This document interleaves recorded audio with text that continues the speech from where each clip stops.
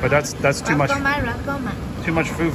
This is the first time I've seen the rice noodle done in such a way. I rarely taste pig liver with this type of texture. So look at how many people are in there buying a bowl. This is one of the biggest and actually one of the nicest food courts I've seen.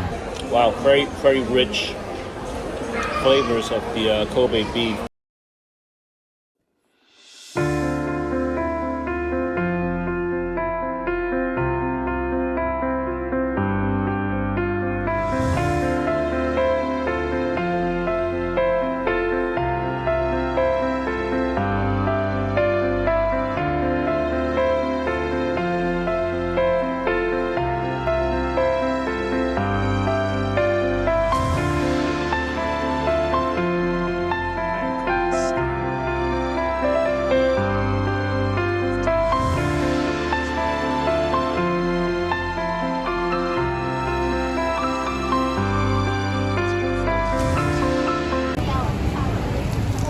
Crabs look actually really good, but I'm gonna just pour sauce on it, eat it raw like that. I can't eat it raw like that. See, that's how they like to eat it here. I can't eat my crabs raw. I'm sure it's delicious. So this is the very famous pig organ soup. They do here put it in a noodle. Pretty popular in Hakka cuisine, you know, with the Hakka people in China. And looks like this one got some Michelin stars, and it was really hard to find a seat here. Long line here yesterday, and finally looks like they're much more chill today, so I should be able to find a seat. Okay, come to come. Chinese noodle porso, barbecue pork rice, crispy pork rice. What's your most famous? Basalan chumo. They eat noodle soup. They eat barbecue crispy pork rice. Rice tomato, Chinese style. Just come on. Oh, that's char siu though, right? But this is your most famous, right? Isn't it? Noodle soup. Roll rice noodle soup. Yeah. Small or large? Just a small. Small. Barbecue pork rice. And then small 60. Barbecue pork rice, small 60. But that's too much. Too much food. So my pig organ soup has just arrived, and the portion is not very big. It comes with an egg. This egg is actually very good quality because the yolk is actually orange, so it's like a sort of a pasture-raised egg. It's a very big egg too. I'm actually suspecting it's a duck egg because it's so big. So there's different parts of pig in here. There's pig organs. This one, I want to say that's the kidney. This is the intestine. And here's the liver. And here's a piece of the, this is the stomach right here. And you've got some, this is the roast pork, right? More like the belly. It's all served in a soup with this roll noodle here, which is actually, this is the first time I've seen the rice noodle done in such a way. It's rolled up, almost a little bit like a rice roll, rice noodle roll, excuse me. So that's the first time I've seen it done that way, because usually it's flat, you know, it's long. And the soup, let's taste the soup.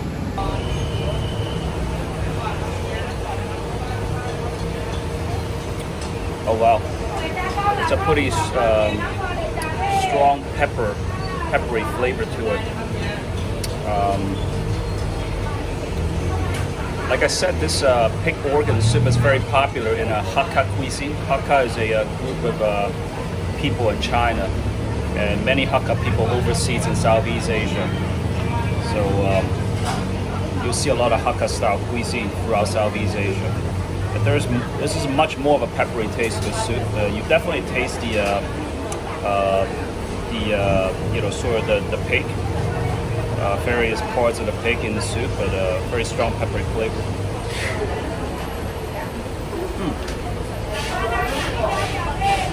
The pig liver is very fresh. It's got a really nice texture to it. I rarely taste pig liver with this type of texture. It's hard to describe, but it tastes very fresh. It's got that very mineral taste to it.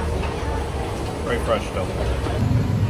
So just so you can see this is the inside of the restaurant.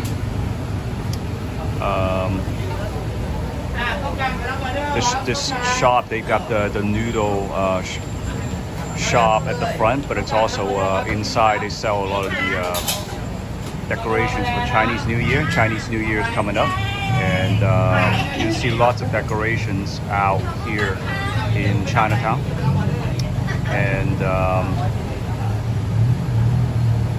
yeah, there's not too many tables here, and there's some people that are sitting in this back area underneath a staircase.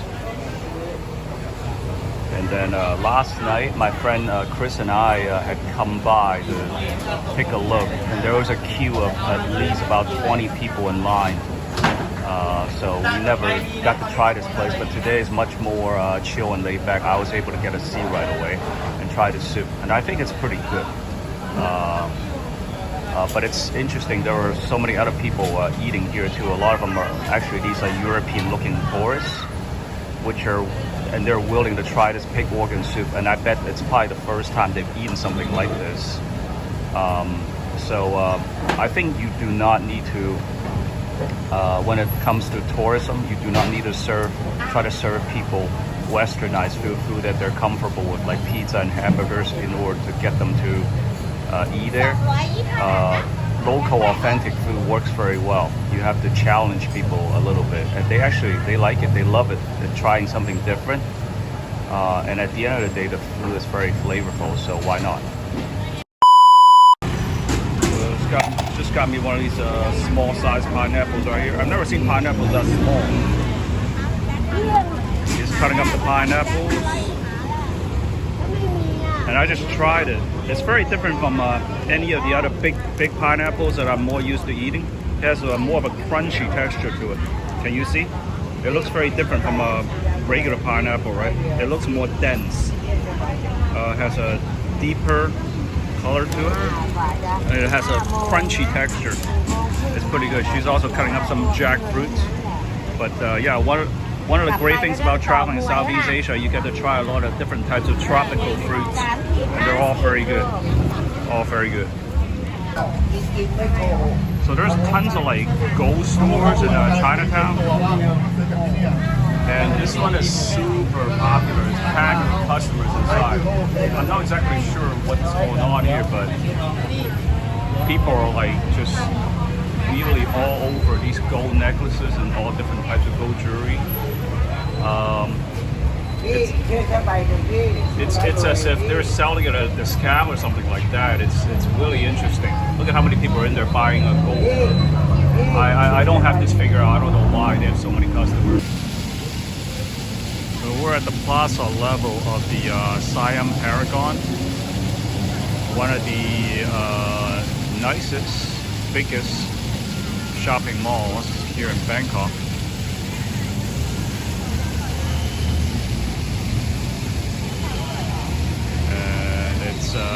Sunday early evening. I'm actually here to get something to eat based on the recommendation by a friend.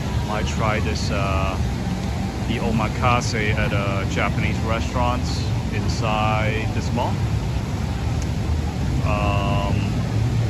But yeah, I've always gotten good meals from upscale malls in Asia because usually it's pretty good assurance of quality for the food. And the prices are actually pretty reasonable, I think, given how nice these places are. So gonna go in and check it out, expecting to see a lot of high-end store, and I can see Louis Vuitton just right inside the entrance there. But this is the inside. There's plenty of foot traffic in here. Pretty busy on Sunday night. Yeah, a lot of high-end shops. Prada, Louis Vuitton, Dior, Coach, Tiffany over there. We're coming down to the food court right here. Be curious to see what all the offerings are. Looks like that was the Western section over here. You got the Thai section.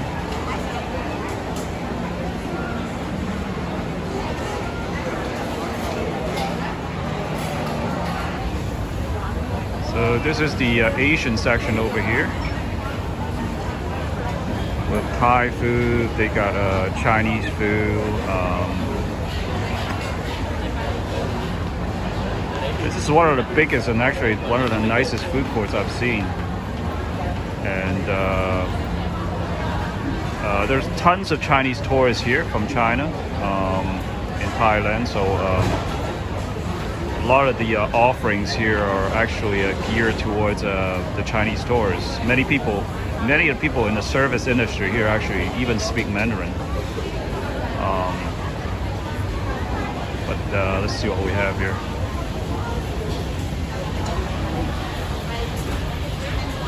This would be, looks like, kind of like a curry stir fry. You can get that.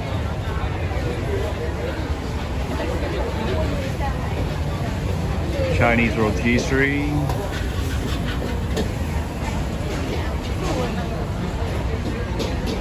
Wow, those chickens have a very interesting color on them. I've never seen them with that sort.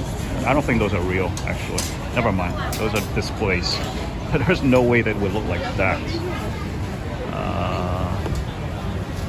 Looks like udon bowls.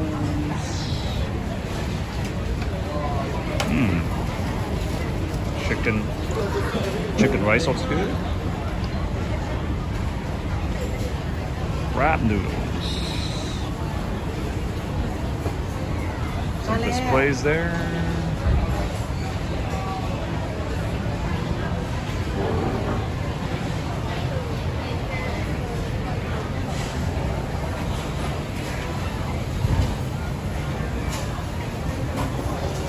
Kind of a rice place, fried rice. Scrambled eggs. This one's popular. Crab fried rice. Original crab fried rice. Is that any good? Can't tell.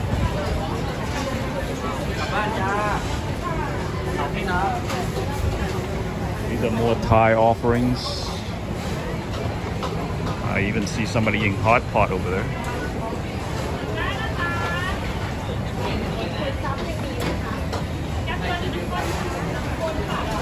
All right, kind of rice combos with curries.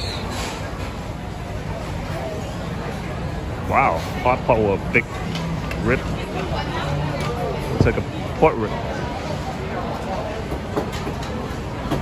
An assortment of fried chickens, skewers.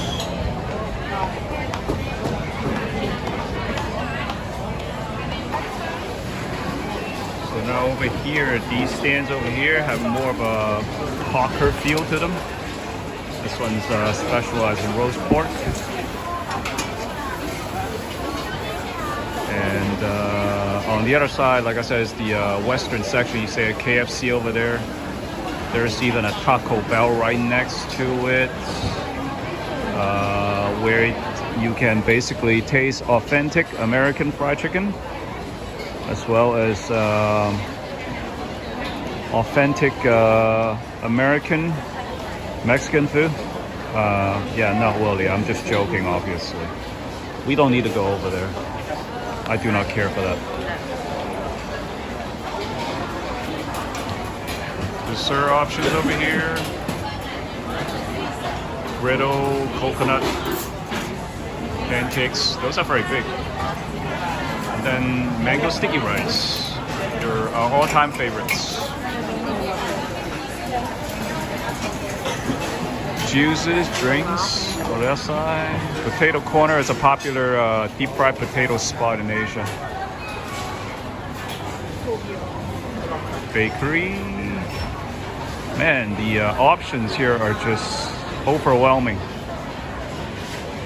This place is absolutely huge. And this looks like the Japanese section over here. There's an Ibudo, well-known ramen shop. And a Mossburger, which is a Japanese hamburger chain. And they actually make better hamburgers than a lot of places in the United States. Because they now know how to make tasty hamburgers suited for the Asian palate. And then you have some very upscale sit-down options over here.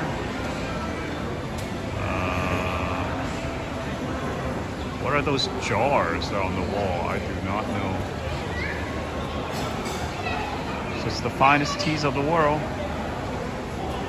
It's a tea-themed place, very fancy looking. Mozart by Cocotte. I'm thinking that's kind of a Western. Looks like they do Italian food here. Yeah.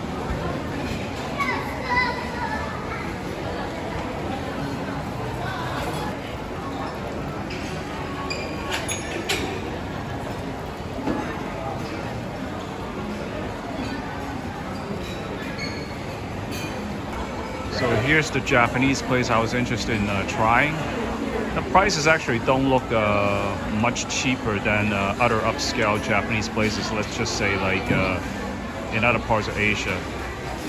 Maybe a little bit cheaper than in the US. But value-wise, it's okay, I guess. Looks pretty good in the picture, but who the heck knows, right? Can't really tell. All right, I'm gonna walk around and then decide, because there's other options around here. So my food is here. This is the chirashi don that I ordered, which has a mix of different types of seafood in there, including there's unagi, some toro, pieces of chopped up toro, which is the fatty tuna belly, one of my favorite things to eat in Japanese food, because it's just like, it's like, I compare this to like bacon of the sea. It just like melts in your mouth.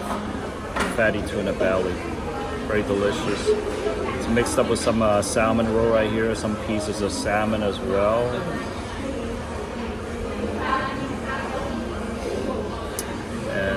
Yeah, this should be a pretty delicious bowl. And then over here we have the these are the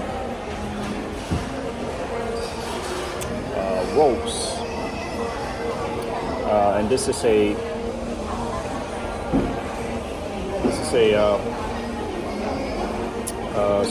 it's a Kobe beef, combo Kobe beef with foie gras roll.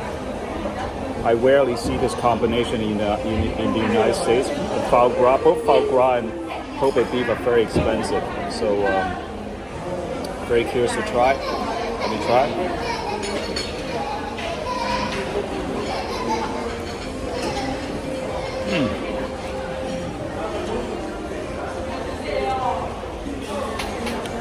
Wow, very, very rich flavors of the Kobe beef, which is kind of like a little bit melts in your mouth. I don't taste as much of the foie gras, but I mean, there's just a lot of kind of like fatty, beefy flavors. I taste a little bit of foie gras, yes. Yeah, it's a very rich kind of a tasting roll. Yeah, pretty good. I just dug a little deeper into my chirashi bowl, and I found that there were actually other cuts of fish and seafood that I forgot about, because it's kind of a combo seafood chirashi bowl. So other than the fatty tuna, toro, and unagi, the eel, and the roll here, we also have pieces of octopus. There's tuna, some chopped up pieces of tuna here, and This is A, but there's also there's another type of fish in here. Oh, there's some pieces of crab as well. There's salmon. Yes, there was salmon. There's another type of fish in here, which is this fish. I'm not sure what it is. I think it's halibut, I believe. So yeah, pretty good mix of seafood here. And the cost of this meal, I think, is going to run me about $60 to $70 US. I would estimate in the US it would cost me about $70 to $80. So you're not saving a ton of money, but the Japanese food is usually expensive anywhere you go in the world, right? So it's still going to be pricey even when you go to a place like Thailand. And this is like a very nice place to have it at, very upscale mall. But you get added savings here because in the US you're still going to have to tack on the tax and tips, which adds another 30% to your bill. So right here is just the price on the menu. I'm a bargain hunter when it comes to like eating food. I like to eat local because the local food usually is the best type of food and the most reasonable in terms of price. So it's my first time eating Japanese food in Thailand, but I think this is pretty good quality. It's reasonably priced. So just finished dinner and now it's 9:30 here in the mall. It's actually pretty quiet here now. But just gonna walk it a little bit before getting out. But you can tell though, as far as like what kind of stores are in here, it's pretty much the same as any the malls in the United States. This one's a little bit more upscale, but still there's an H&M in the distance, as you can see. There's a Zara, one of my favorite clothing stores, and yeah. But it's nice. It's clean. It's very well lighted.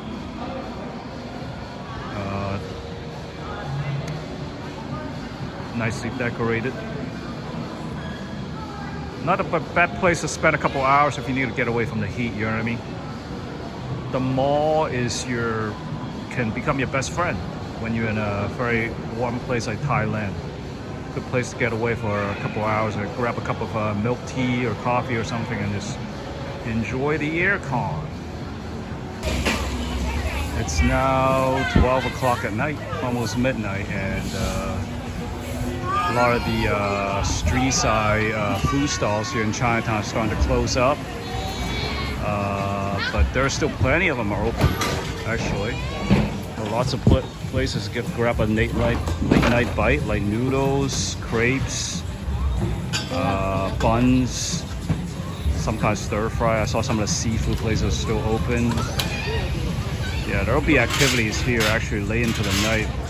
And if you feel like grabbing something a little late night snack right here, this is kind of like a slushy iced dessert. You pick some toppings. I've got 5 different toppings here, including fruits and some tapioca. And she'll pour some coconut milk on it and some ice on it, and you got yourself a dessert.